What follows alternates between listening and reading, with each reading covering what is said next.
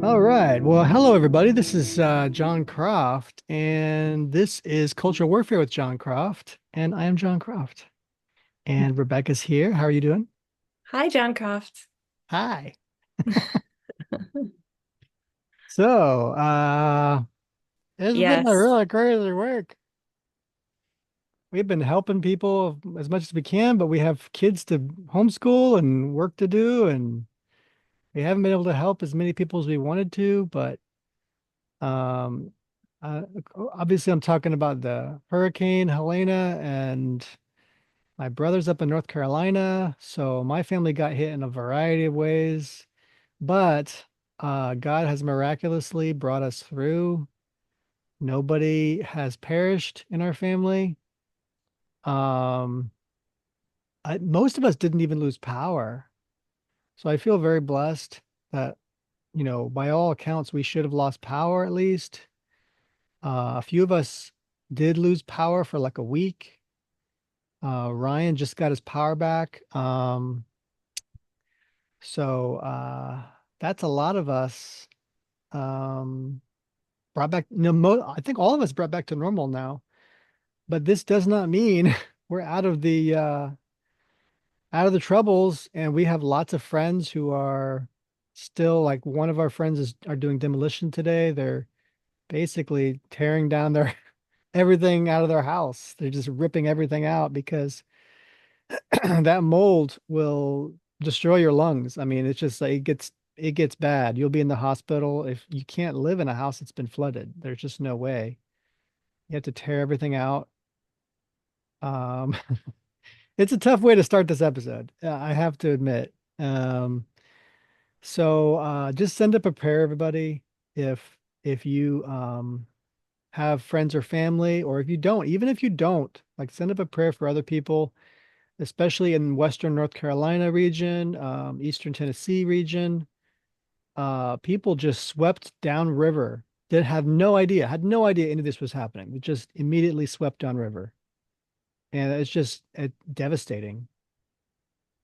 Thank God for our governor and people who are really making a difference. And DeSantis even opened a lot of the ports in Florida to let more supplies through, which were being stopped.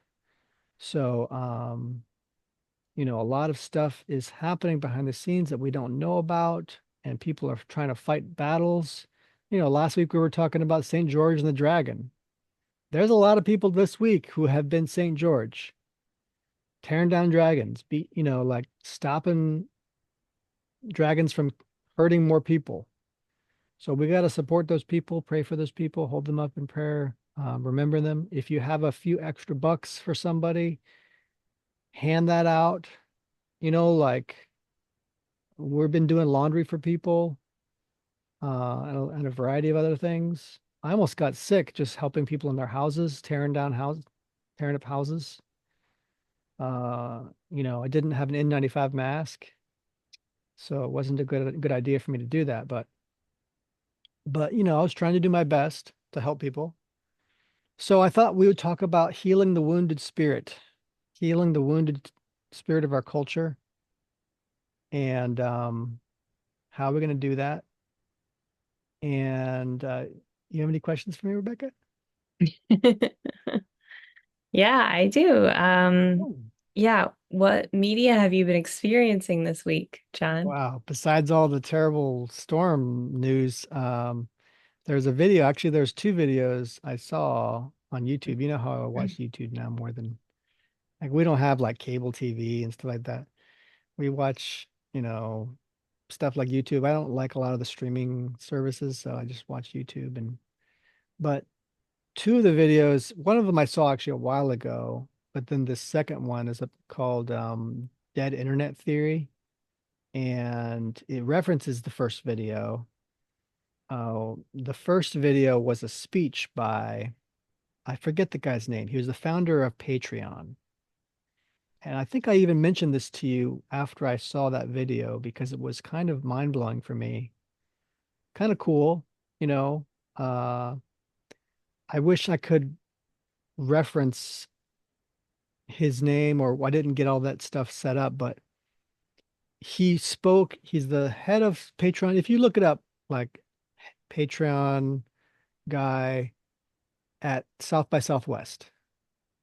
So he spoke at South by Southwest Film Festival, Film and Music Festival, um, and spoke basically about what's called dead internet theory, or essentially about how the internet has changed to such a degree that it's almost like it's not the same internet anymore.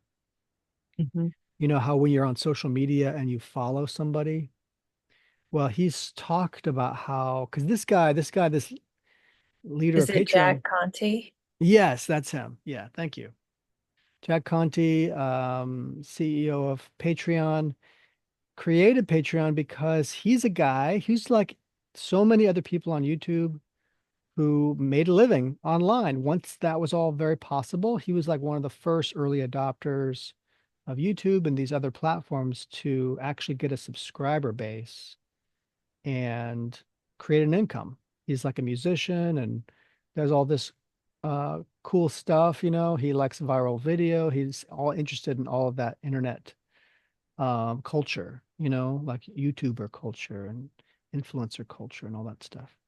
So he spoke about how because of algorithms on these platforms, it's made it to where the subscriber community is not as vibrant as it used to be, and how this is kind of devastating many people who make an income. And so dead internet theory goes into this, where basically it says we've reached the place, I think they said they've theorized that it was about 2016, in which 50% or more than 50% of social media interactions are bots. And yeah, 50%? 50% or more. Yeah. And obviously some places there's less than others.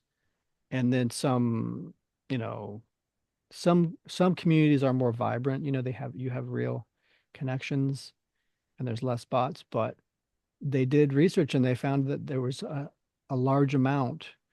We're talking 50% or more now since about 2016. Before that, like they did this research again like earlier than that, and they found that about 25%, but then now it's 50% or more. And so many people have said the internet is basically dead compared to what it was before because there's so, and also because of AI, many of these bots appear to be more human. So, they might even be able to interact with you, etc., in a way that looks very human. So this is quite disturbing. And for us here and at Media Moses, this really presents challenges because Media Moses is a subscriber platform, which we haven't even fully set up yet. Um, and we plan to do stories on there more and more, do interviews, etc. Hopefully have breaking news at some point and like do that kind of thing. And you can go there. It's mediamoses.com. I don't post there as much as I would like to, or put out stories as much as I would like to. And this week has been very difficult. But I hope to hire more writers at some point and make this a very viable platform, right? And dead internet theory is basically like it presents me with new challenges, right? To where I have to really think about what we're doing and how we're going to really do it to make it a more viable business plan. And so it's kind of like having a plan B on the side instead of relying on subscribers only. It's like, how else can we do this? And one of the ways we've talked about, just, before I move on, is we've talked about doing crowd funds. And I call it the gig project, right? So the gig project is kind of like it's switching over from a day-to-day corporate type thing, like we're just going to work on this like a job, to more of like a gig project. So what we do is we, get a larger project like a book or like a magazine or like a film or something like that. And we put it out there to the small amount of fans we do have now. And we try to get more fans through these projects, these small projects. And then when we get in funds, then we can pay employees better, or rather contractors better.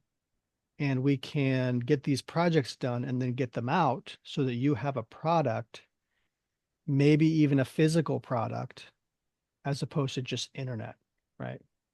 So we have that means we have physical supporters and we have physical products instead of it all just being like social media, online subscriber stuff, to where it's all just kind of theoretical in the ether, you know? Yeah. Because the more you have subscribers and the more you advertise your stuff online, the more you're subject to these algorithms. We're subject to algorithms on YouTube. People aren't going to just see our stuff if the algorithm doesn't favor us. So how are we going to get new subscribers? We've been sitting stagnant with subscribers for like weeks.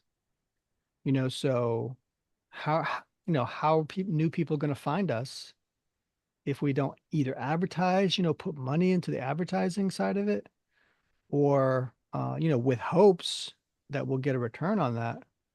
Um, or but this gig project idea is one at least where we don't have to rely on social media. We can go more on crowdfunding platforms and then create physical products and send you products. And then you can just, what you're getting then when you buy something. It's not just, oh, here's a theoretical subscription. I hope the subscription will pay off, right? Like now you know what you're getting. And we also have very clear expectations on that crowdfund project. Like we have a plan to make something and do something, and then we can fulfill that. We know when we've done our job, right? So it's in many ways it's a clear cut supply and demand thing, instead of just like, oh, we're just this theoretical community that's out here that hopefully we'll get more views and you'll be able to subscribe and hopefully you'll get more product, but you don't really know, you know, we could just drop off the end of the earth and you'd never know. So it's like, in some ways it clarifies things, right? It's like, well, let's get more physical, more like actual fans, actual interaction, actual crowd funds, actual products. What do you think of that, honey? Yeah. Tangible is good. Yeah, like it makes sense. And you've got some really good like one-liners. And I've heard that t-shirts do pretty all right Oh, I on didn't the hear that. internet. So if you got a nice, if you could like find a nice juicy conservative culture quote. How about this? It's Gnosticism. Hmm. Like that one? Yeah. Yeah, that's Gnosticism. I should have a whole episode on Gnosticism, That's actually. not with like a finger pointing. That's Gnosticism. That's Gnosticism. Yeah, mediamoses.com. Yeah. I guess that's more of a cultural warfare thing, but Yes, that's possible too. Yeah, we could do t-shirts for cultural warfare. that's what I think of that. But I also have heard the book thing is pretty good. So I know Yeah. I heard that you have been going back through a lot of your videos and making some chapter markers and organizing some of the information in a way that will help you to create a book called The Moses We Need, which Yeah. sounds like a really useful book that a lot of people would be interested in. That's actually a really good title, I think. Thank you. Thanks Um, for sending me a plug. That's so nice of you. But yeah, I You think, were I mean, listening too. I don't remember when I told you that, but it's been working so far.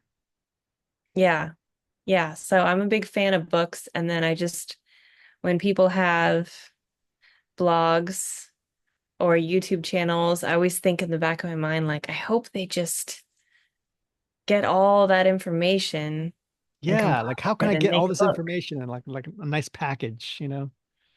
Yeah, I've had a couple of years of just posting things on Facebook, um where I feel very like led by the Spirit to just post little one-liners about Jesus or Mm, scripture or yeah. some personal kind of testimonies or visions. And I every once in a while I get this feeling like, could this be a devotional? Like maybe Mm, a couple just go through like the past couple years on Facebook and be like, is there something there? yeah. Um, That's something to pray about for sure. yeah.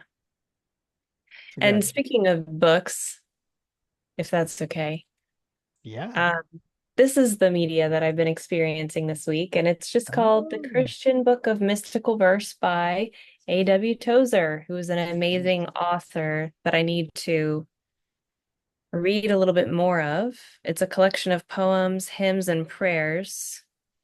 And Eric Gilmore references Tozer a lot.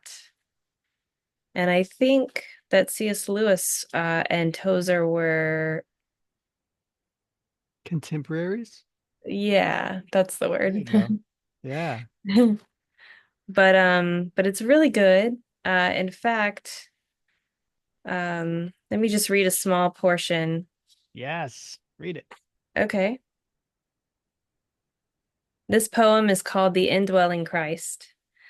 Thou who givest of thy gladness till the cup runs o'er, cup whereof the pilgrim weary drinks to thirst no more. Not anigh me, but within me is thy joy divine. Thou, O Lord, hast made thy dwelling in this heart of mine. Mm. And it's a bit longer, but I like this. This is one of my favorite themes of, union with Christ, Christ dwelling within. Hmm. And I think this is a powerful theme when it comes to encouraging the body to create. Um, yeah, Mm. because from him and through him and to him are all things. Yeah. He was the word in the beginning. And Mm. if he's dwelling in us as believers, then we have that creative force within us. It's not separate from him. It's because of him. It's, Yeah. intertwined with him. So that's something that I would love for people to be more aware of, is like, you're making art with Christ. You're doing this with him and he's doing it through you, Yep. um, and you can do Hmm. it. Hmm. Yeah, it's true. And speaking of you can do it, and we were talking about books. That's a lovely reading, by the way. Tozer. I wasn't brought up with Tozer, but I really need to read him more. Um, Me too. we talked about how we were talking about paperbacks, right? Yeah. Working on making some paperbacks, kind of like small episodal books or some reprints of public domain work like George MacDonald. And our daughter's a little artist. We do some art every now and then as well. So what we're doing is learning that um, we might have the talent base here already to make one of these little books. Like this morning, I was looking at both of these sitting next to my bed, and this is George MacDonald's The Light Princess. Yeah. This is what is this? The Kingdom of Renly by Jordan Quinn, illustrated by Robert McPhillips. And I was just looking at these next to each other, and I was like, this is the same size. These are both kind of for kids. Now, George MacDonald does, you can be an adult and enjoy his fairy tales. But The Light Princess is one of the most famous of his fairy tales. I think it was, what musician was it that did a play? Tori Amos? I think it was Tori Amos who did a play and music to The Awesome. Light Princess. And I forget the name she calls. This is maybe 3 or 4 years ago, something like that, Wow. maybe longer. But yeah, so his work has been done in various places. We were also talking about The Princess and Curdie, remember a few weeks ago? Yeah. Um, but George MacDonald is fascinating because, first of all, his work inspired both C.S. Lewis and J.R.R. Tolkien. He doesn't get enough credit, probably because he's a universalist, and people don't want to talk about that. But you know, you can differ with lots of fellow believers on doctrine and still value their art and value their work. There's not there is not one bit of universalism in this stuff. No, I None of read this his stuff has stuff. any of that in it. I read his stuff for so long before knowing that, and I didn't think there was anything in there like that. I mostly just felt peace from reading a Christian author, you know. Christians need to get past this idea that their leaders and that their artists or that their pastors have to be perfect. And They have to get past this idea. their wives. And their wives. Yeah. But like I was so blessed on this matter, and you know what I'm gonna say, right? I was saved at I was age 13 by a ministry coming through in a stadium. This was Jimmy Swaggart Yeah. ministry. And I got saved in that stadium. I mean, we're talking a stadium, thousands and thousands of people. He used to fill up stadiums. And what happens right after this man is filling up stadiums of people and people getting saved, like myself? He has to repent of sexual sin, like right after that. So, Wow. what do you think that did for me being 13 years old? Immediately, I knew to not put trust in Christian leaders Yeah. at a young age of 13, and that Christian leaders are not all perfect. Yeah. And my salvation doesn't have to do really with Jimmy Swaggart and his faith. It has to do with my personal faith. That was a decision I made to trust Jimmy Swaggart. No, it was to trust Jesus. So we have to remember that whenever we go into church, whenever we read a book, Christian book, whenever we listen to Christian music or culture, or whenever there's some kind of Christian leader that we think is great, hot stuff, I'm sorry, they need forgiveness from Jesus just like we do. They're not perfect people. So we have to stop with the whole human worship thing. The only human worth worshiping is Christ, and that's only because he was perfect in God. So um we have to get past this notion. Like George MacDonald is still a great writer. Jimmy Swaggart was still a great preacher. He really was. And he did a lot of good stuff. So anyway, I was looking at these this morning going, why isn't this more modern form? Why not? Why can't this be in more modern form? This is much larger print, larger print. It's got pictures every now and then, right? It's not color. It's not too complicated. And additionally, it's George MacDonald's work is public domain work. That means you can literally modify it. Like there's no reason you can't modify it. And to say that, because who was the guy who made the translation of George MacDonald? Yeah. Michael something. Phillips, right? Michael Phillips. Was it Phillips, the guy who did the turned the novels into? He brought them over to America and then removed some of the Scottish brogue, right?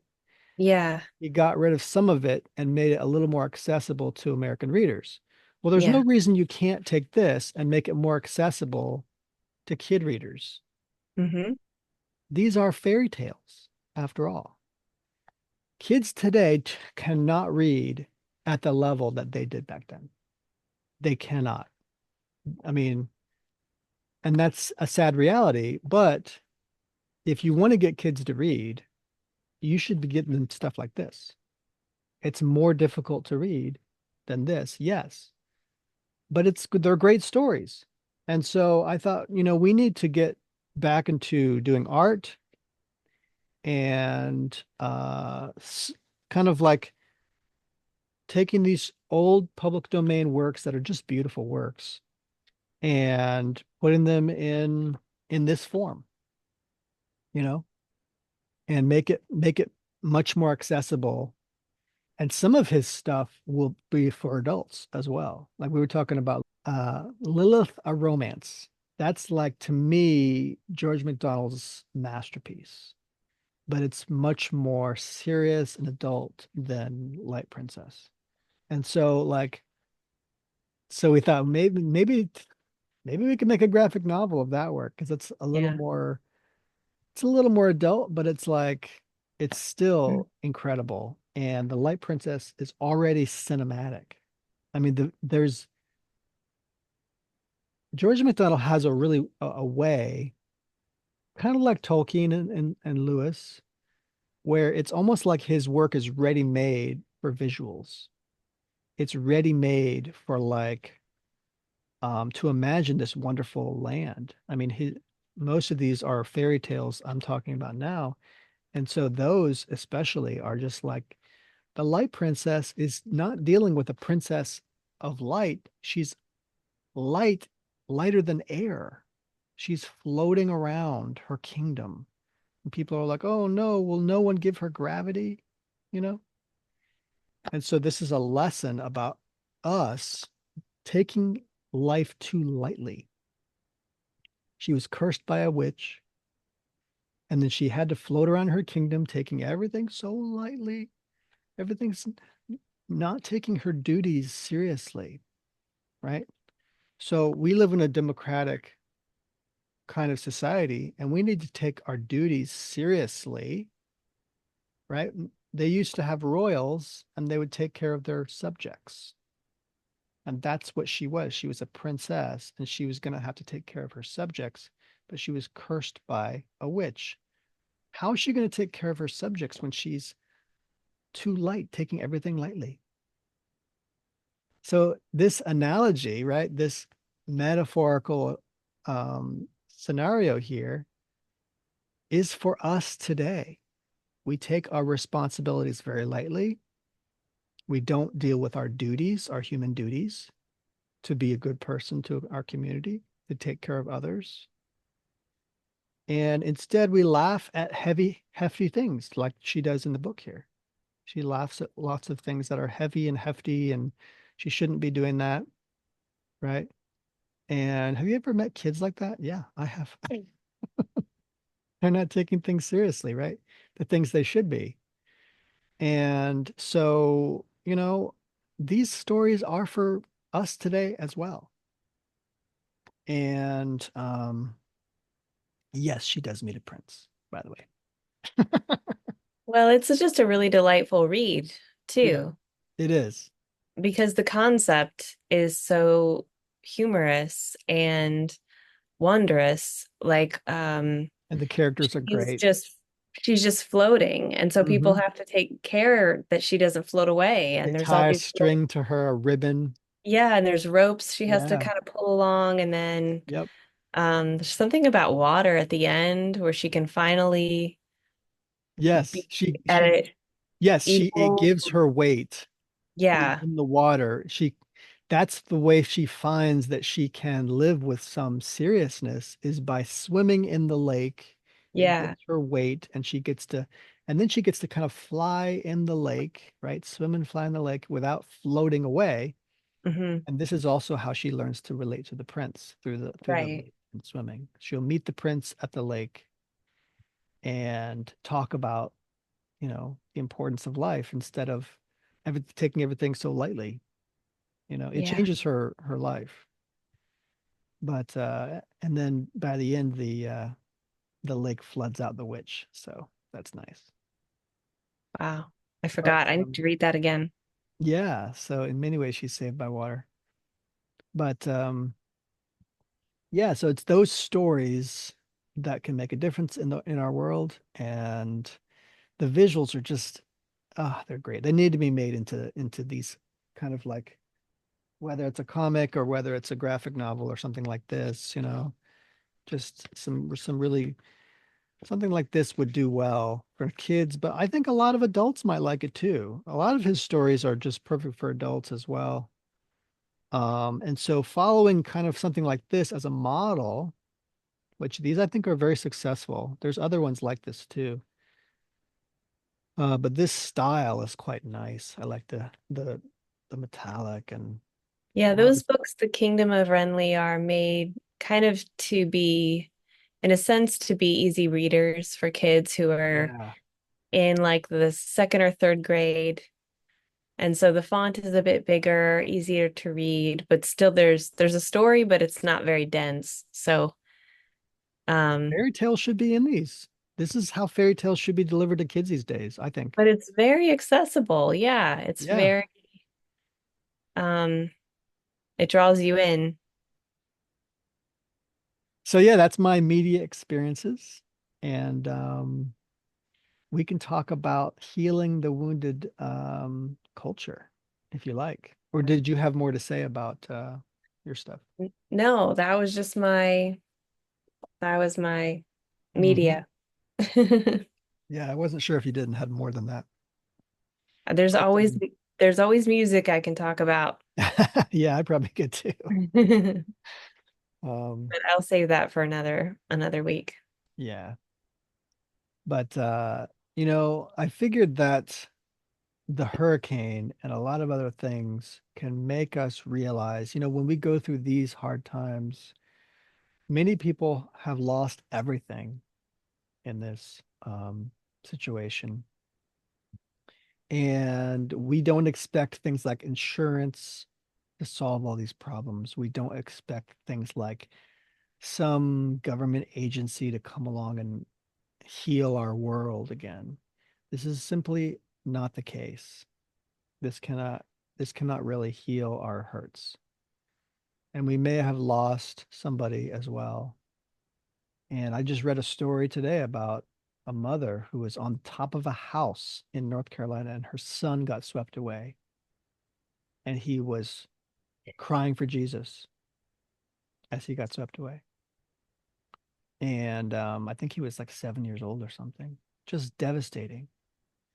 And she at least said she knew he was with his Lord, with her Lord, with Jesus.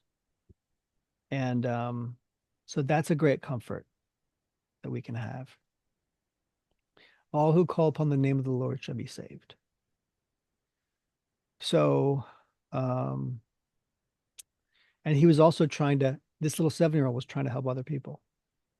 That's, you know, Yeah. so for many of us, there's a lot of wounding to be healed. And our culture is one of those things. It's not just us and our possessions and our families, but it's our culture. And so I think people need to realize that culture is valuable. Culture is like a possession that you own in your heart. It's a story, right? It's a story that's near and dear to you. And when people try to take these things away from us, it can be very hurtful and devastating, you know, because many of these stories give our lives meaning, you know, and um, give us some healing when things are difficult. This is a picture of her in the lake princess. I don't know if you can see it, but um, it's at night when she's in the lake. There's other stories like this. Maurice Sendak art. Day Boy Night Girl is another one that's good like this. Um, you know, culture is something that you can't just replace. You can't just replace it like some kind of shirt or some kind of electronics or or appliance or your house. Those things can be replaced. But culture is something very near and dear to people that gives their lives meaning. You can't just replace it. This is what I think a lot of people don't understand about this cultural conflict between these two divided cultures is that, you know, when we engage in this kind of culture war and when we engage in this kind of hatred toward your neighbor by saying you don't deserve to have the culture you want, this is very hurtful. Um, and it can't just be undone, you know. Um, for example, as a Christian, you could say that cultural Christianity as a term, it isn't just a term, it's for many people, it's a way of life. And cultural Christianity is basically the things that you do. You fill your life up, your time up with these behaviors. And these behaviors, it's true that for someone who's a cultural Christian, these things might not have deeper meanings to you. They might not have, like, you might just celebrate Christmas, right? But you believe in the Santa Claus version that has nothing to do with Christ or anything like that. That's fine. How does that harm anybody? It doesn't harm anybody. But we have to understand that Christianity comes from somewhere, right? And so if all you believe in is cultural Christianity, this is not really enough to give your life meaning. It just makes society tolerable. When you're living with a bunch of other people with the same culture as you, it makes things work, right? You can work together, you can play together, you can do business together, you can do lots of things and not have cultural division and cultural infighting. And now, even though those two people don't believe the same thing in a religious sense, they can live in peace together. But when you rob someone of their culture, you can't have peace together. This creates a situation where a man tries to open a door for a woman and she's offended. That's not, you can't live together like that, because there has to be enough understanding extended for this other culture, Mhm. which is a multicultural or a pluralist society, right? Where at least there's multiple cultures that work together in some way. They have some kind of matrix to understand each other, some way of interacting that's cordial or it's forgiving or it's tolerant in some way, right? And there's some matrix to unpacking all of that. But when you have this kind of cultural division, you don't have any matrix like that. And so there's probably some other matrix that you don't agree on, some rule of engagement that you don't agree on. And so one culture could be hating on another. And then you just end up with tribal warfare, you know? And once it becomes worse than that, and it actually becomes warfare, culture doesn't matter then at that point. You're just trying to survive. So all of this division is very, very damaging to society. And now it's no longer even about society, is it? It's about, will you even have a society? You could end up, this hurricane situation makes us think of all kinds of terrible things. Like, is my world ever gonna is my world even going to be able to survive this situation? And this cultural division is like that. Like it's like we might not make it through this. Stories give you hope to make it through hard times. Culture does that for you. And when you don't have this matrix so that your cultures can get along, then you just have conflict and disagreements and misunderstandings and offense that comes from that. And the Bible says it's wise to um, ignore an offense. That's wisdom. And so when we do that, when we're bigger than that, when we're bigger than these small petty things, this is actually to our honor. It We gain honor from God for doing these things. And if you're only interested in the world's honor and the world's respect, then you live in a different economy than God's kingdom. It's not the same economy, you know? I was watching a video today. I actually think I saw it two times, but it was Ruslan. Remember how I watch Ruslan sometimes? Bless God Studios, Christian dude in California.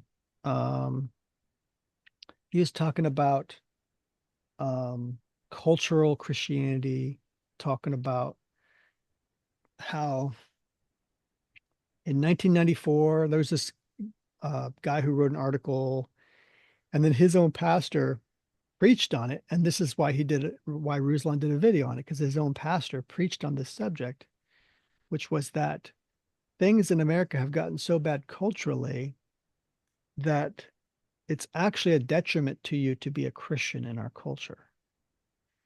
Back in the 1994, I think they said there was like a dividing line or something. I don't know. These things probably aren't even that perfect, but it's like they were trying to make this give this time stamp of like when things turned from, if you're a Christian, this is good for you in society, to now there's like, it's turned to like a neutral thing. It doesn't really matter. It's fine. Like this is the mid to late 90s to the early 2000s when it's like you could be a Christian, you don't have to be a Christian. And it's fine. Doesn't matter, you know. But now we're at a place where if you're a Christian, it's actually bad for you in the culture. Hmm. And this came from this gradual, like cultural um, change in the church, where the church became seeker sensitive and very interested in not offending people and taking its cues not from the gospel and from the Bible and from our beliefs, but from the culture itself. And so this is where things like cultural Christianity can be a bad thing. Because if you're taking your cues from the culture on how to live your faith, that's not how it's supposed to work. You're supposed to subject all of your culture to God. This is why I talk about the Exodus and why I talk about how we need to take an Exodus out of Hollywood and why I talk about getting your cues from Moses and from these stories in the Old Testament, because what they had to do was invent a new culture based on what? Did they just come up with this? No, they got it from God, from the mountain, from Moses.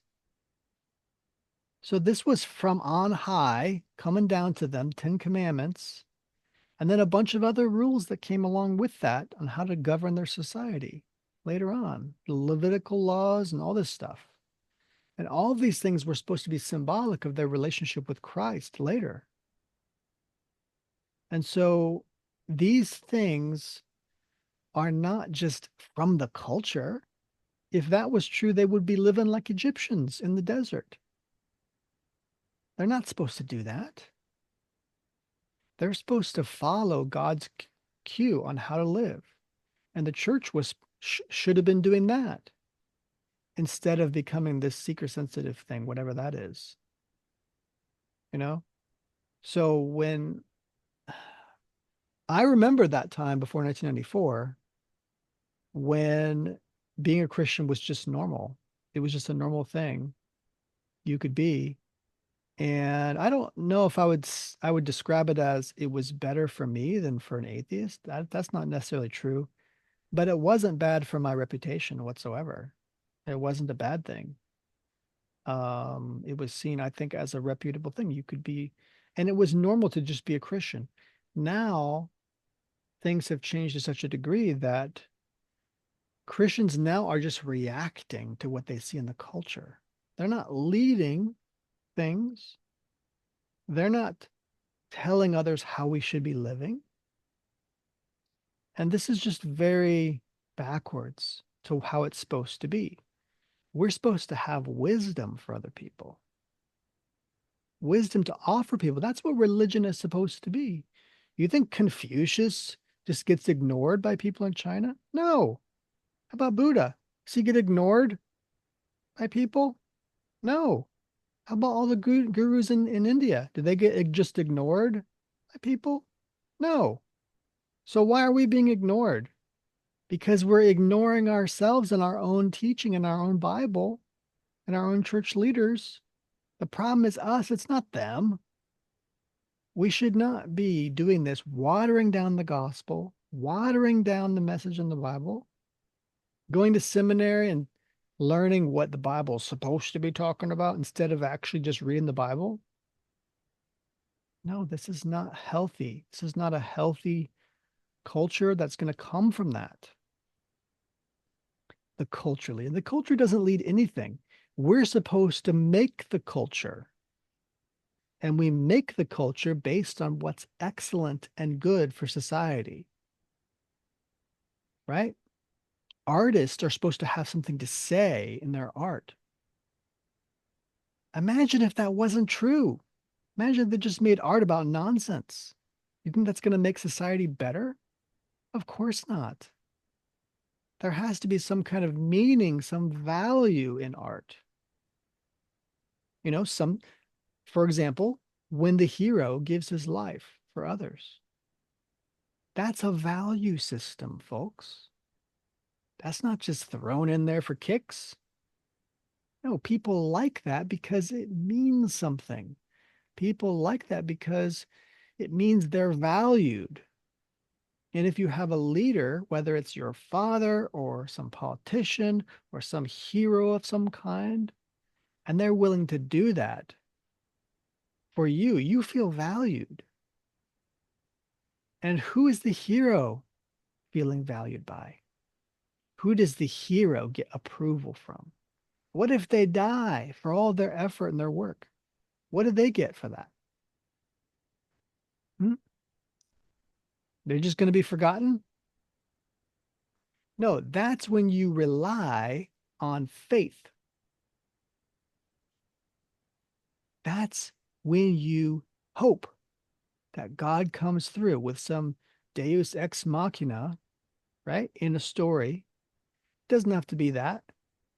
It could be that, like Star Wars, you end up as some kind of spirit ghost, right? And the story's not over. You get to have your healing or comeuppance or resolution after you die. That's a spiritual belief. That's a religious belief. So these ideas that heroes live on, right? And they get their rewards from someone like God or something in the spirit world. This is very meaningful and powerful to people. So, you know, these stories have meaning. They have value. They weren't just thrown together higgledy-piggledy, you know?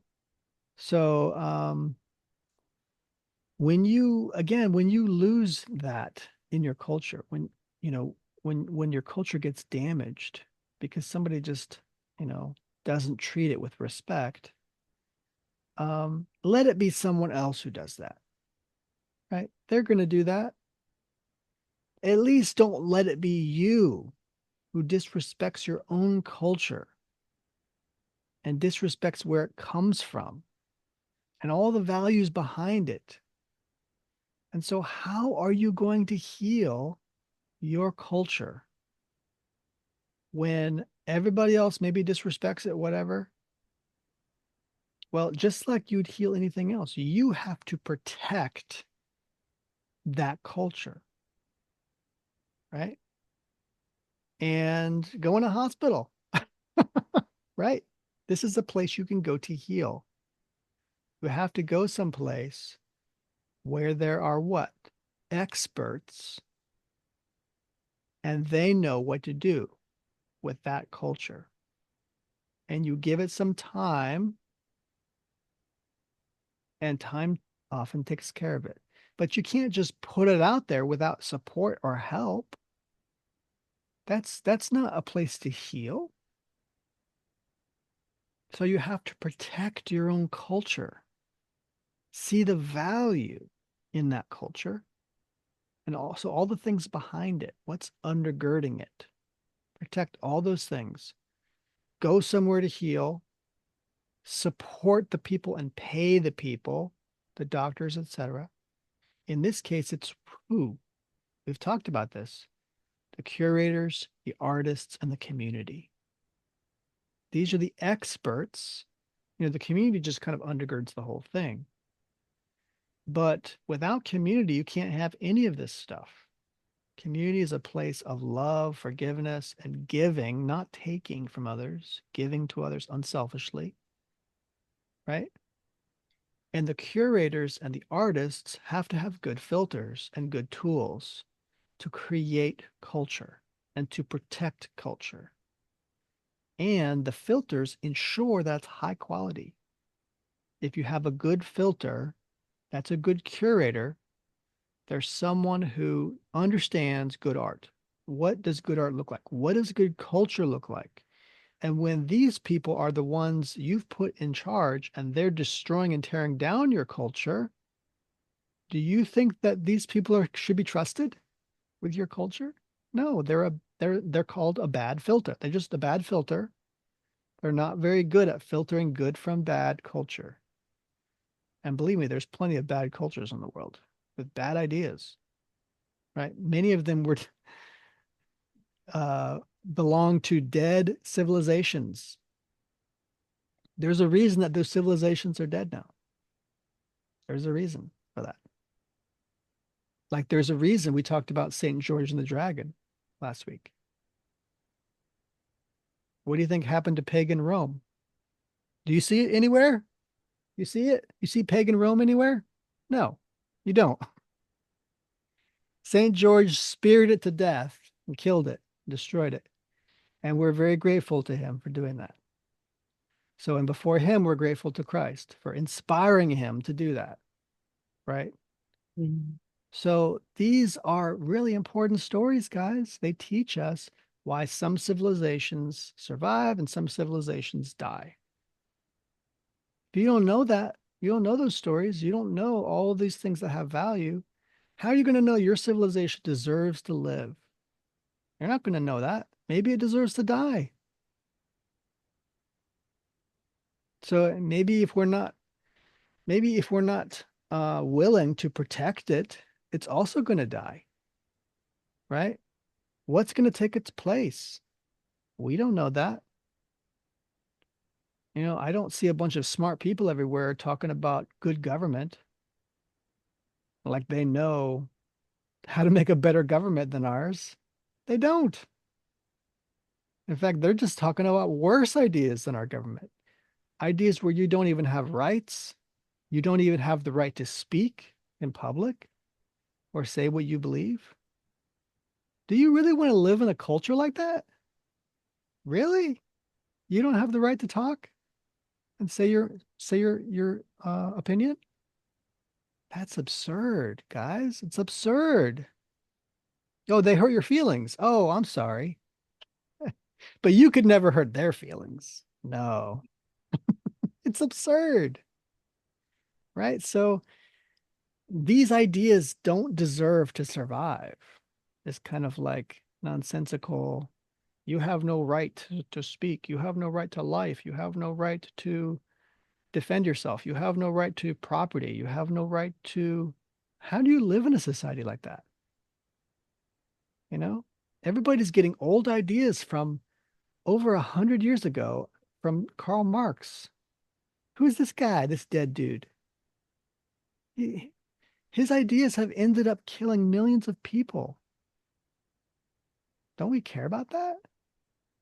So why is it that this culture is okay and this American culture is not? It doesn't make any sense. You know, we It's have, exciting to, sorry, go ahead. I was just gonna say, I think it's maybe just exciting to be a young person with a lot of knowledge. Knowledge. And then other people find young people with a lot of knowledge exciting. And Hmm. there's not a lot of logic or thought put into what if we followed all of this through and has someone followed this through before and what are the results? And um so I That's the think sad, that's the sad truth is they actually do have results of following Marxism. There's lots of evidence that it doesn't work. yeah. Just a lot of evidence. I mean, I have to admit that there's not a lot of evidence, or that there's also a lot of evidence that capitalism doesn't work from a certain perspective, right? You have to think about it from a certain perspective. But because like there's never been total laissez-faire capitalism. Hasn't been tried. It's always been some kind of mixed economy. But I mean, there's small examples here and there that you possibly could say, well, could work. Supposedly it worked in Ireland for a little bit. There's other free market examples here and there. But I think a lot of people would be critical of that and would say, well, capitalism doesn't work either. Okay. I think you have to look at it more like a moral system instead of like, well, I can't make $1 million as a capitalist, so it can't be good.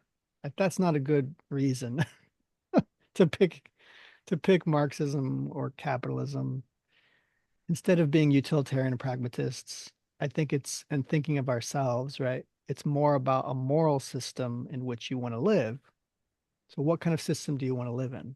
And that's why before I was talking about, do you want to live in a world where you can't speak, you don't have the right to speak or own property, Mhm. or all these other things, you don't have the right to life, etc. Do you really want to live in that kind of Mhm. society? And so that's kind of a more of a moral question, I think. Um, and then you have to think about, well, how is it for other people? If you don't like it, how's it going to be for other people? Yeah. And then then you can dig down into examples, but like clearly capitalism has worked better from a pragmatist perspective than communism. That's just very clear. Yeah. Gonna have to look closely. Anyway, it's not just about politics, right? It's about culture and how culture interacts with our society and whether or not this culture is worth saving or this culture is worth saving, you know? So, St. George, for example, we talked about St. George. Should Christianity have defeated paganism? So what I see is that a lot of people look at the negatives. What they do is they steel man the argument, but they always steel man it for themselves instead of the other person. They say, well, paganism has good things to it, and Christianity has bad things to it. No, no, you're not supposed to look at it that way. You're supposed to say, what are the best things of each and the worst things of each, right? And so if you do that more of an equal footing, if you look on a more rational level, then Christianity, sure, it produces capitalism and wealth and prosperity for some people, right? And it produces a lot of freedoms for some people. Maybe you're not that person. You resent that, you know? So that's understandable.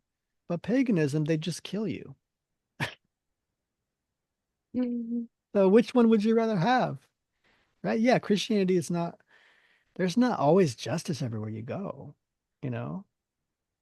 But at least you have a right to live. So, there's just, sure, there's gradations of every kind of society, but what you can do then is look at, like I said, look at it morally with this morality matrix and say, well, this is how things should be. If you look at how things should be, then and then you start looking at, well, which kind of culture actually can get you closer to that, then I don't think you can really hate on Christianity that much. You know, we have far better rights, you know, you know. and women have a lot of rights. And there's plenty of examples of this. We don't like slavery. A lot of people think Christians like slavery somehow. No, that's not true. I mean, maybe for Christians who don't read the Bible and aren't actually Christians and confess to be Christians but aren't, sure. Uh, Yeah. but that's not what we're talking about. We're talking about how things should be, and we're talking about then what we should pursue as a result of that. And so Christianity repudiates slavery. It's in the Exodus story. It's very clear. Even Judaism, this was back with Judaism and with Christianity. There's a certain measure of tolerance in Christianity just built in to Christianity. So Hmm. even though we have this ideal, like for example, polygamy, we're against polygamy. But were there examples in the Bible of polygamy? Sure. Even biblical heroes, some of them had multiple wives. Sure, but we're not saying everybody in the Bible is supposed to be perfect. We're talking about an ideal that God wants for mankind. And God actually does have a lot of grace and mercy for us, right? Some of us don't like that. He doesn't want us to, you know, do all these things. But that doesn't mean he's not going to extend some grace also for people who are trying their best. So Jonah wanted these people to die in Nineveh. He hated their guts. But God extended a lot of grace to him. That story was kind of about humiliating Jonah. I don't know if you knew that. Jonah kind of gets humiliated all the way to the end of the story. God is making an example of him, kind of a humiliating example, saying, "Oh, you care more about this vine." This is the end of the story after all these people have been saved from destruction. Victory, right? This is supposed to be a victory. Jonah's still complaining about a vine that he wishes would cover him. And God's like, you care more about this vine, you care about those thousands of people. Shame on you. That's basically a shame on you into the story. So it's not like all these people are perfect people and God has a lesson for all of us, right? In Jonah, it's actually to love your enemies. So when Jesus says it later on, why are people shocked in Israel? Why are they shocked that Jesus says, loves your enemies? He already told the story in Jonah. Yeah. You know, it's not like these things haven't existed. And so even they might have even tolerated slavery in Israel. But what did God do? He laid down the law and said that slaves are valuable. They're valuable people and they should be set free.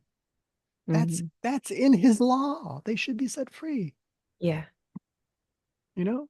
So why is it that later on, when we have chattel slavery, we all equate that with Christianity? It has nothing to do with Christianity. And in fact, chattel slavery was some of the worst slavery ever in the history of mankind.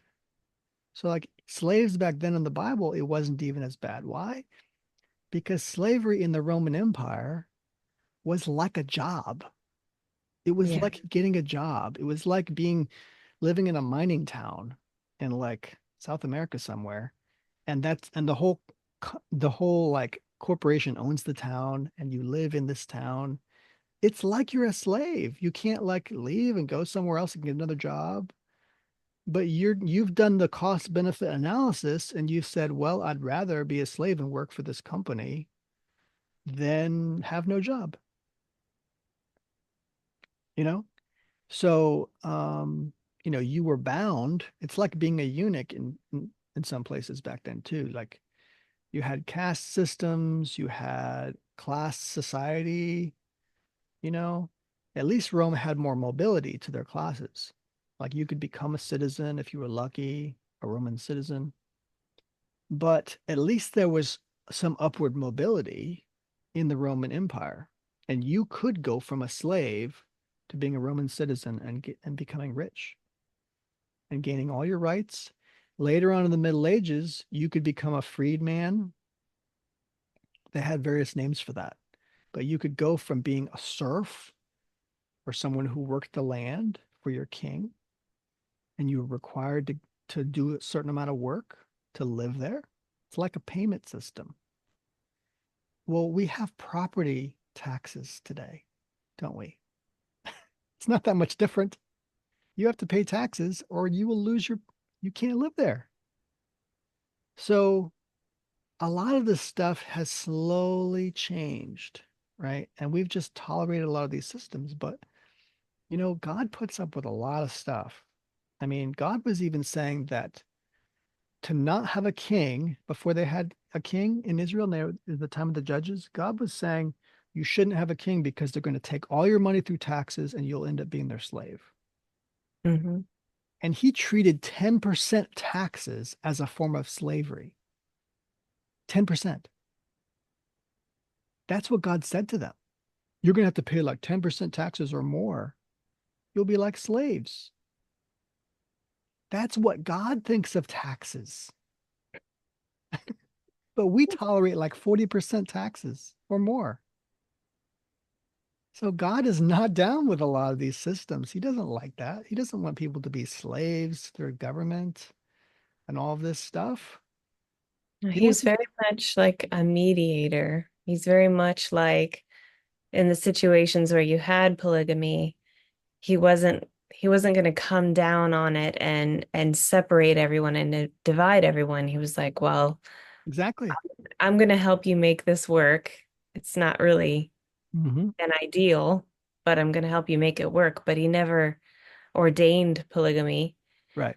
And Not at all. like some of the other things, like with Jonah and just some of the other things you're talking about, he works with people within their mess Yeah. to bring about the best good for them possible. Right. Like if you have a king, this is what life is gonna be like. Yeah. He's really trying to protect his people from all And of all these things. people, not just even his people, all people. He's trying to protect all people from, you Yep. know, injustice and there is something worse. Like if you were a woman at that time, there could be plenty worse than being a third wife or something. Yeah, really, There truly. could be much worse for you. Mhm. And God knows this. He's not stupid about this stuff. Like he knows I would rather you were a wife of one husband, but Mhm. this is better for you than dying out in the middle of nowhere, not having protection, because protection was a big thing back then for women. Much more than it is now. If you didn't have a strong man protecting you, whether it's your husband or a king or your community, I mean, you were like nothing. I mean, you could be easily, Yeah. sold into slavery, you know. So being like in a harem, as bad as that is, right? It's still much better than being a slave girl stuck somewhere or Yeah. being killed, or worse. There was worse things than being killed even. But Yeah. like, you know, obviously what Christ taught later and made more clear for us is that marriage is a example of our relationship with Christ. It's a Mhm. symbolic representation of how Christ is with his people, the body of Christ, Yeah. his church. And so marriage, and then later, in the New Testament, they said, in order to be a leader in the church, you have to be a man with one wife. Mhm. So this is a Christian ideal, Yeah. monogamy. And I'm sorry, but there's not a lot of cultural things that people can levy against Christianity that make much sense. You know, we're very tolerant, even of terrible sinners, as we're supposed to be. And but this doesn't mean we put this as the head or as the ideal for our society to be. We don't Yeah. want people to think that this is a good way to live if you're on drugs or whatever. That's Yeah. not a good way to live. It's not a good example to children. It's not the way to raise a family. We don't like violence. I mean, just read the Old Testament. So many examples, you know? And so these cultural matters come from the religious matters. And then from the culture comes the government. And we get it all backwards. We think everything comes from government and then goes down to culture. That's called a culture war, by the way, is government being in charge of the culture. And then your religion is even lower than that. Religion just gets its ideas from the culture, which is what that Ruslan video was saying. Yeah. It's like we reached this point of nominal Christianity where you didn't want to talk about your faith publicly because you were afraid it would make God look bad or something. I don't know. Really crazy ideas, weird ideas. And to Yeah. this day, people talk about how, well, even now more than ever, talk about how Christians should not talk politics and Christians should not be involved in politics. So, oh, they say separation of church and state. What does that? How does that have to do anything with this? It doesn't even make sense. You know, all, human beings have religious ideas. Even atheists have religious ideas. They have faith in things that maybe you shouldn't have faith in. They have faith in science. Does that make any sense? Science is constantly skeptical of everything and changing their theories constantly. Science used to be, from in an evolutionary sense, leading to chattel slavery and believing that people of certain races, which, by the way, that concept comes from evolution, doesn't come from Christianity. In Christianity, we're all one human race, and we all come from Adam and Eve. Because we all come from Adam and Eve, we're all part of the same race. This is just totally against racism. Yeah. But evolution doesn't believe that, and science doesn't believe that. They believe that we evolved in different groups, Cro-Magnons versus these other guys. And then Right. that formed the races, and then they battled it out. This is very divisive and evil and terrible. It's telling people that people of other races are inferior to you. That's Yeah. just terrible. It's disgusting. We don't belong to different races. We belong to one human race from Yeah. Adam and Eve, and God created Adam and Eve. So this is, they were created in God's image, folks. And that means we all have value and we all can follow in the footsteps of God and do good things and be good people. We God's given us the ability to do this. Even though yes, we're all sinners. He also gave us the ability to do good and Yeah. right and follow in his footsteps because we're his children. It's just that simple.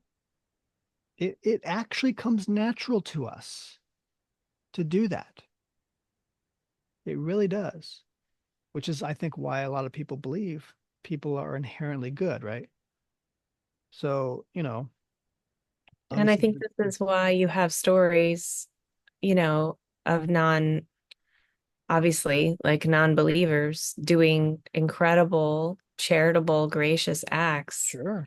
because they're made in God's image and they might not love God or follow him, but they know they're supposed to do this thing that's It good and feels right. good. They know that's who they are. It's just natural. You want Yeah. to do it. It feels good to do the right thing to help other people. Yeah. Like what we're going through right now with Hurricane Helena.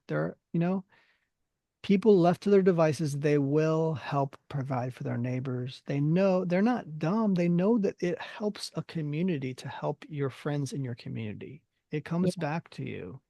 but also just you want to be known for the guy who does those things, right? So you understand in that community dynamic and social dynamic that you can be that person. Obviously, as a Christian, there's more to it. You want to please God, right? But that's not the only reason to do good things. You don't have to be a Christian to do good things, Yeah. you know? And so our culture either supports us working together and doing good things, or it's prodding us to harm others, to harm our fellow man, to harm somebody else's culture and be intolerant of someone else's culture, someone else's society. Yeah. That's not a good culture. We've talked about how culture war comes from the Prussians and the Germans who had to create a national identity.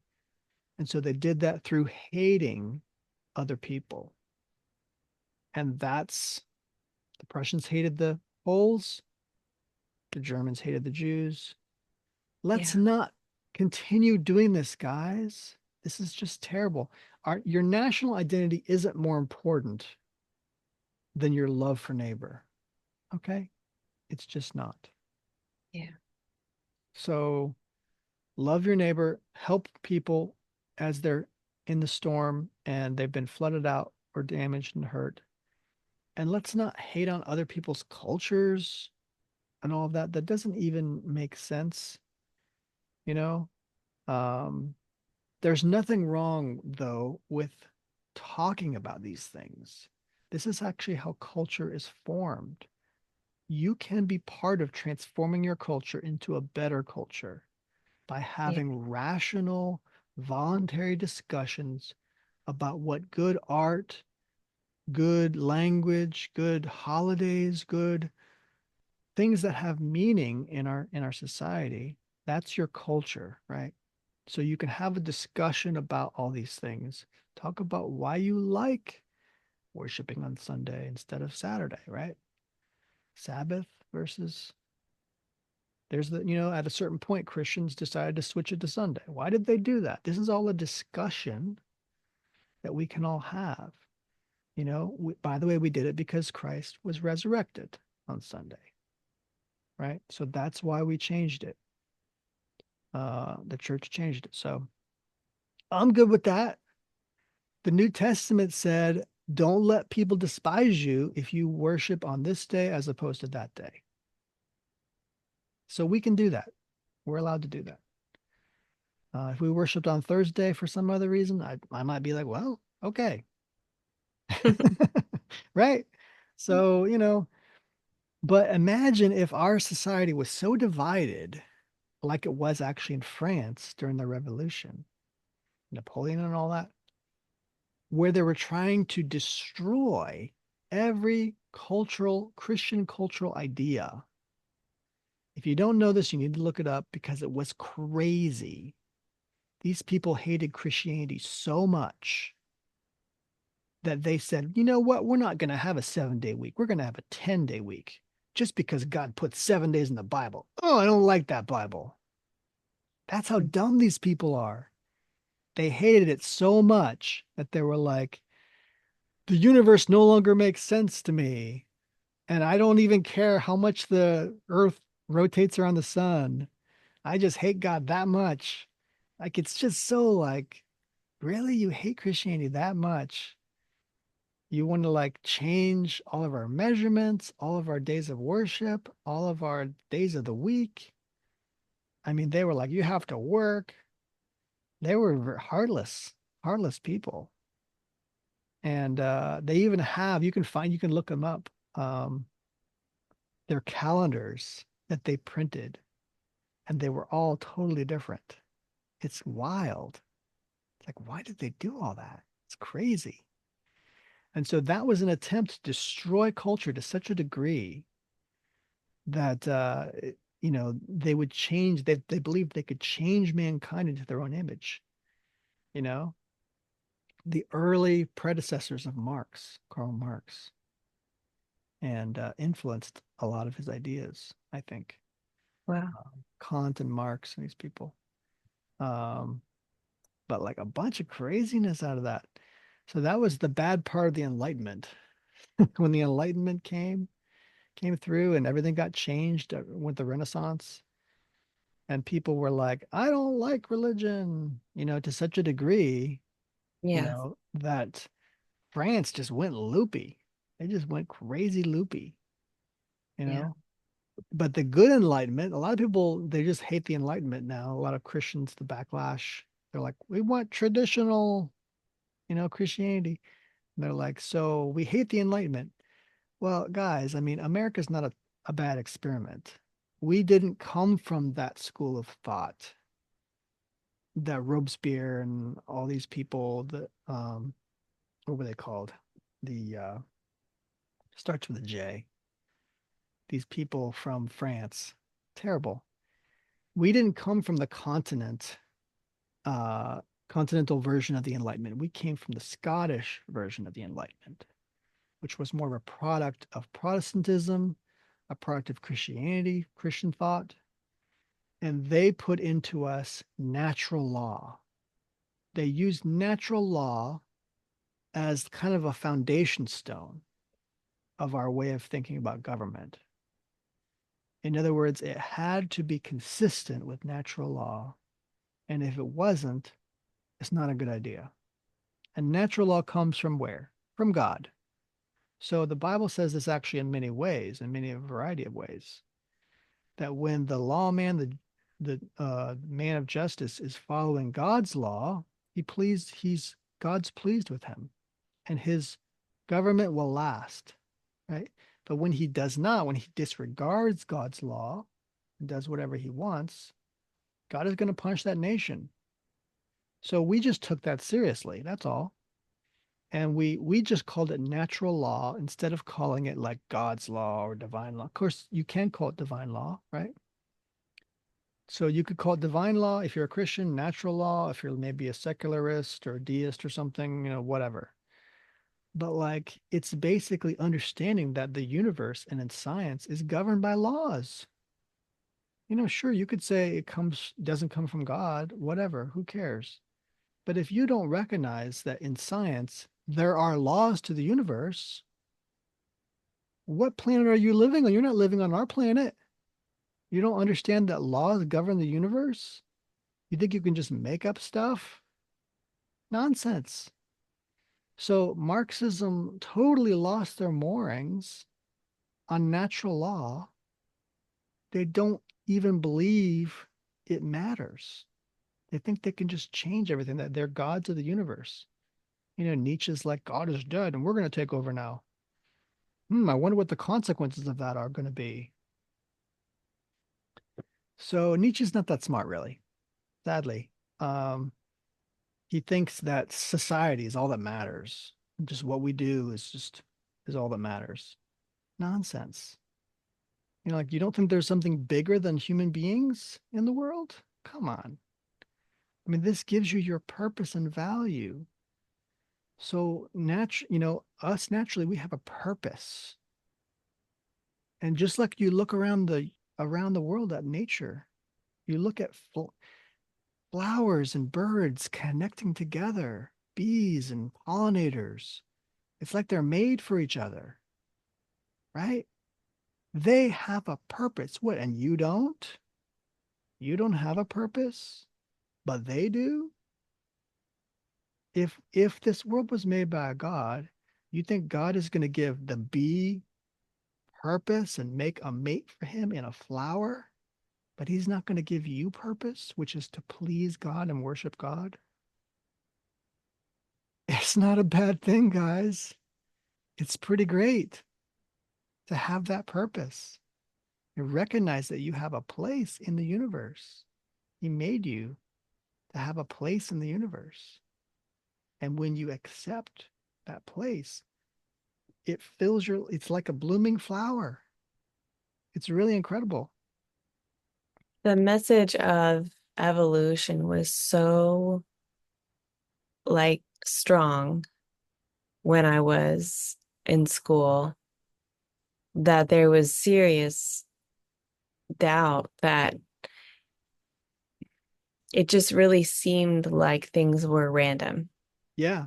Yeah. It really seemed like it was the survival of the fittest. And every nature documentary was like, Everyone. this bee is just trying to survive. They don't care about anyone else. Yeah. Like that Uh, was the main the universe doesn't message. care about you. Yeah. Yeah, like this bird is just trying to Just trying to like procreate, have kids. procreate, keep their DNA. Like a bird is actually thinking, I want my DNA to survive. Like that was the message that I heard Yeah. so much. And then It's later mind-numbing. hearing the message of creationism was good, was exciting, Yeah. but it's only recently become very, very personal Yeah. that I was created for joy, like to give Jesus joy and to feel his joy. And so were the creatures. Yeah. Yeah. So were the bees. The bees are happy doing what they're meant to do. I know it sounds cheesy. I don't care. No, not at all. Birds, It's the great. the birds are happy doing what they're meant to do. They're not just trying to survive. I mean, they're doing all of these things for joy. Could it be that the birds are actually singing for joy and praising God? Like, I think that's exactly let's what's happening. entertain that idea for a Yeah. moment. Maybe it's not all about survival of the fittest. Right. Maybe it's nature, all of creation praising God. Doing what it's By, naturally made to do. yeah, doing Yeah. what they were made to do. I was made for Beautiful. Jesus. Beautiful. And Yeah. trees were made to clap their hands. There's a Bible verse about that. Yeah, I And love that. That's great. it's just, and that I want to hear that message in the creationist videos as well. Yeah, It's no, we like need a lot of healing from all those nonsense nature naturalist video it's about. we do. And I've been a Wow. Christian for a long time, but this message didn't hit home. Like there's nothing random. He didn't leave anything Right. to just go. Like, okay, now go. Like Yeah, go he ahead. Yeah. he was involved Do whatever you in want. No. all creatures. He's involved all things with all Yeah. things. He fills all things with himself. Says that in the Bible. Yeah. Gives everything its purpose. Yeah. Yeah, I'm glad that because I was saying praising God is our purpose, and you were saying giving joy, and you notice, like it's true. These are words that Christians use, right? We like to use these words. But the truth is, it's about doing it and kind of receiving it and participating in it, and then it's like a drug. Like I don't know how else to say it for some people. Like I do like joy better than praise. Praise is just very old way of putting it, right? It's very functional. It just sounds very functional. Joy sounds more like it's actually what's happening, right? But you could also just say it's an ecstatic experience of great deep value, right? Where kind of like, how God says, when you give, you shall receive. And he says, when you get, like basically there's this paradoxical notion in the Bible of giving your life to Christ. And then what? And then what? You get everything back and more. He gives you the kingdom. He not only gives you your life back, but he gives you the kingdom. And this is an example of what happened with Abraham, right? So Abraham had to give much of his life to God, right? Because he had to follow God and follow his instructions. And then he was told, paradoxically, once again, to give his own son, the son he had been waiting a long time for, that his wife could not have children. And so she was giving as well. She had to give her son, you know, to the wind Yeah. and trust him with God and with Abraham. And, God paradoxically told him, you have to give your son to me now, even after I told you that your future line would come from your son. So, how does that make sense? It's said in the Bible that that Abraham believed God could raise him from the dead. So this is faith, right? And so, in this same manner, when you give your life to Christ and you express faith in Christ, you give your life and you receive it back again. You do not have to die like Isaac did not have to die. And you now have the whole kingdom, and you get to be part of this great kingdom, greater than the stars, right? You can't even count how great this kingdom is. You can't fathom how great this kingdom is. The Bible says you can't even imagine what heaven is like. It's so great. Not the greatest thinkers in the world could think up what this is going to be like. We don't have the capacity to even understand what he's got for us in the kingdom. And so we have a new body, which Christ is the firstborn of a new creation. He has a new body that can walk through walls and do all these things and still enjoy food. It's kind of cool. And we're going to have that, and we're going to have the kingdom greater than the stars, right? And all we had to do was have faith in him. Yes, it's a difficult faith, right? Because you're like holding the blade over your life and saying, if you say this is true, God, if you say this is real, then I am willing to do this. And when you're willing to do it, he gives you back everything. He just gives you back everything and more. So it is like paradoxical, right? But we have all these examples in scripture of this. He's doing this to build our faith, so we build our understanding of the kind of kingdom he's made for us. It's all put together through faith in Christ. Yeah. Yeah.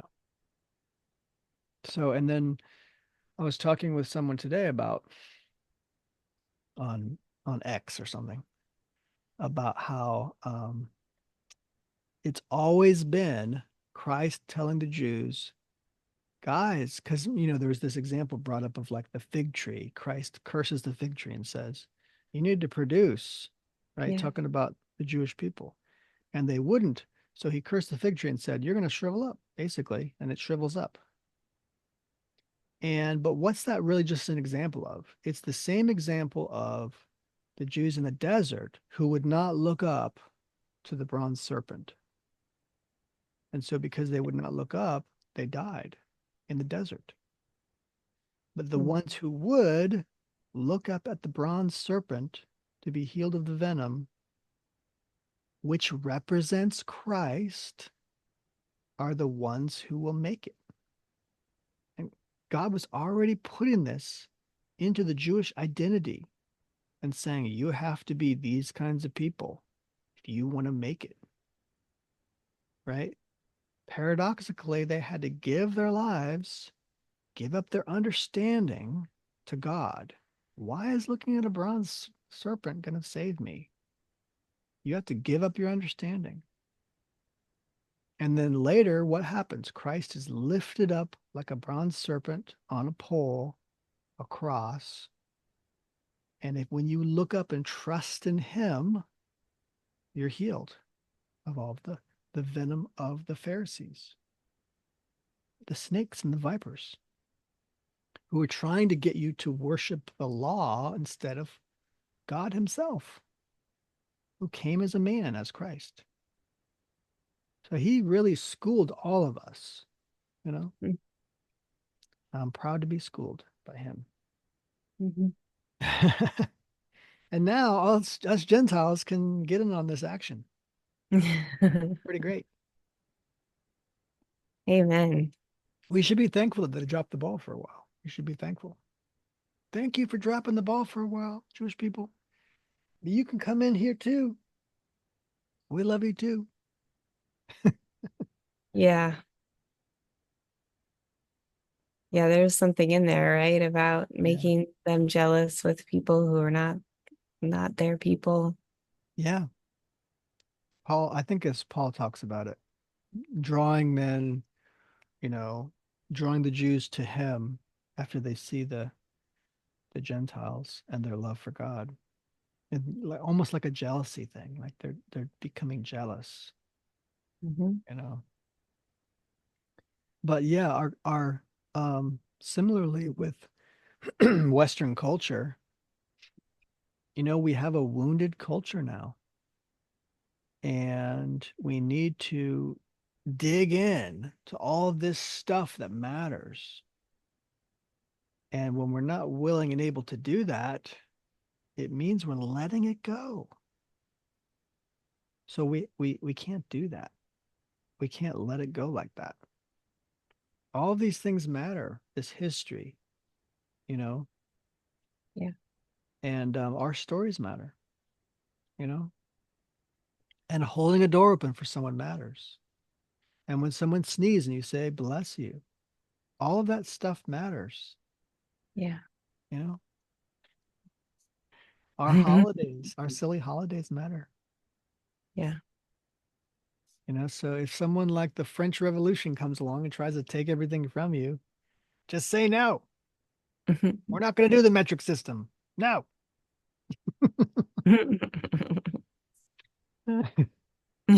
Silly Frenchies. No. So yeah, that's pretty much my talk today. And I'm hoping to do part two of what the Exodus was teaching us about culture creation soon. I've been meaning to do it. I was partly hoping that would be this week, but like I want to talk about the Levitical laws and all those laws and what they mean. And it's just a lot to get through when you're talking about Numbers and Deuteronomy and Leviticus and all this stuff. That's a lot of stuff to get through. So I basically Ambitious. went through the book of Exodus, but I haven't gone through the other books. Yeah. And maybe I should make it three parts. I don't know. But I think I can do it. I think I can do it. So we'll You see. can do it. Thanks. Well, thanks for being an encouragement, honey, and talking about these books as well. I know we talked about these things today, and we're gonna try to do one of these every now and then. And I'm gonna try to do one of my books, and Rebecca's gonna try to do one of her books, and Violet's gonna try to do one of her own books, and we'll see if we can do a book per year. We'll see. Yeah. Well, thanks guys for listening, and where can people find you, Rebecca? Well, hopefully you can find me worshiping at the feet of Jesus. Mm-hmm. Um, I was gonna say actually Substack. You could find me on Yeah. Substack, Rebecca Croft, and you can also find me on Facebook and Instagram. Rebecca loves Jesus, Jesus loves Rebecca, and YouTube. I'm creating Yes. videos on YouTube about practicing the presence. Mm, I like it. The practice of the presence of God for housewives. Oh, yeah. Not quite for me, but that's okay. And I am actually on Instagram too as John Edward Croft. And I'm on YouTube, of course, at Culture Warfare with John Croft, and on X, John Edward Croft, and at the Media Moses there. And MediaMoses.com. I wish I'd been writing more this week, but we were just so busy. We're still pretty busy.